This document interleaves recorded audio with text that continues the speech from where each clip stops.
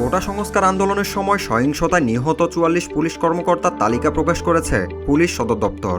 রোববার ১৮ August police সদর দপ্তরের মিডিয়া বিভাগ থেকে এই তালিকা প্রকাশ করা হয়।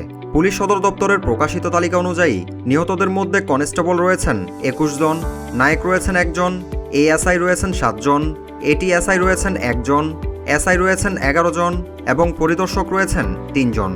সদর দপ্তর জানায়, কোটা সংস্কার আন্দোলন কেন্দ্র করে নিহতদের মধ্যে ২৪ জন পুলিশ সদস্য ৫ আগস্ট, ১৪ জন নিহত হয়েছেন ৪ আগস্ট এবং বাকি সদস্যরা বিভিন্ন সময় নিহত হন।